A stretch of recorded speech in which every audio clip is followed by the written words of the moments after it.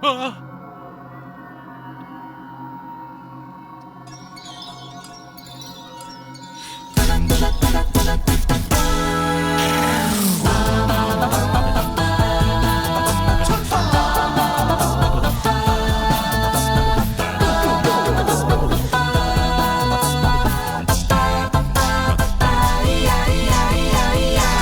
星戰隊，精神。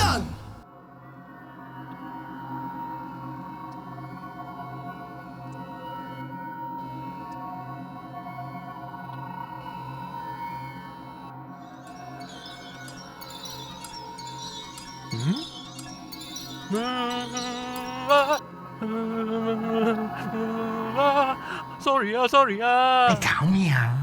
副隊長啊，嗰邊啊，嗰邊啊，嗰邊有啲咩啊？嗰邊有怪聲啊！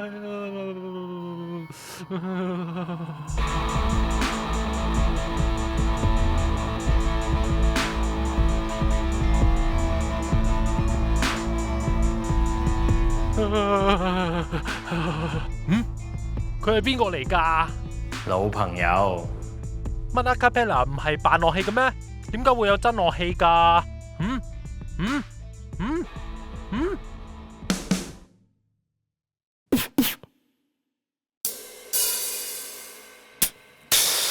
吓？佢哋喺度做緊啲乜嘢啊？雞腳時不時都要吞下佢自己套鼓㗎。Lawrence 間唔中都會嚟幫下手。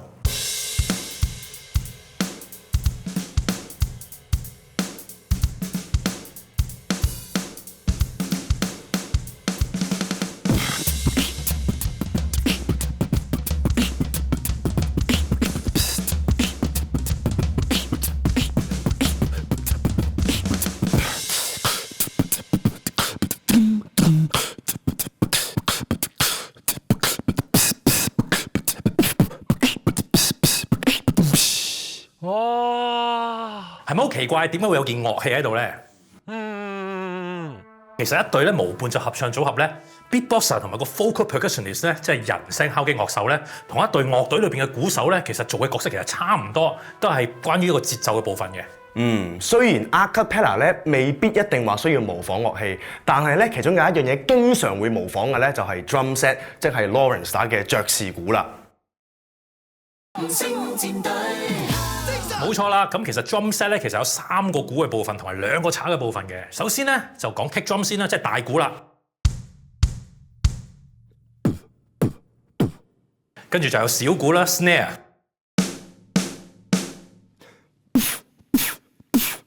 仲有 tom tom。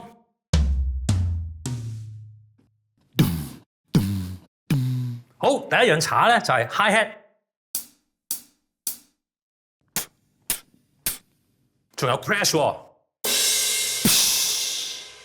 你都聽到啦。其實雞腳咧都可以做到類似咁嘅聲音嘅喎。係啊，但係有一個好唔同嘅地方咧，就係 Lawrence 咧同一時間可以打4個鼓。咁但係因為咧我得1個口，所以只能夠做1隻聲。有時候都可以做到2隻嘅。例如話 Lawrence，你試下打一個簡單嘅節奏，咁咧我就將佢變成一個啱適合 beatbox 嘅打法啦。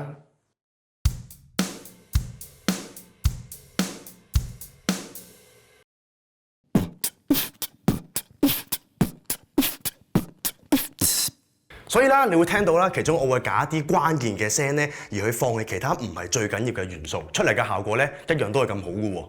哦，咁其他人呢？係咪所有成員都會扮樂器㗎？咁又唔一定。模仿樂器只係 a cappella 裏邊嘅一種技巧，其實人聲先係我哋最大嘅樂器。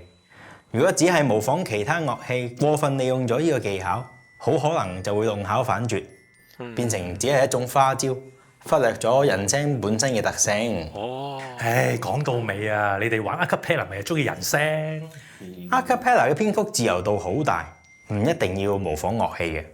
最緊要嘅係適合。團隊裡面會有唔同嘅人，唔同嘅人聲，我哋要揾所有人嘅特質，揾適合嘅人聲去演繹。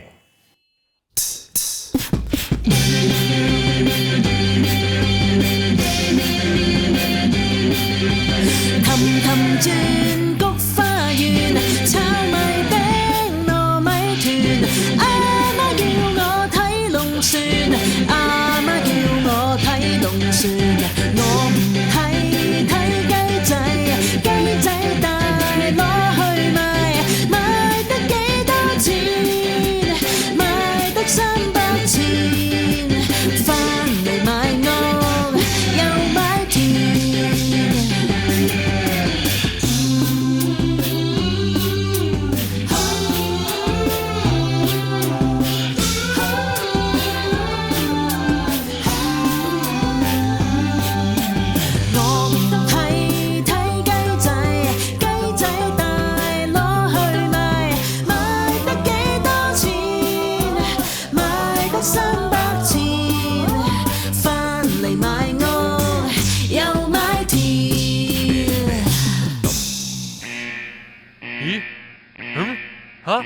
星戰隊。精神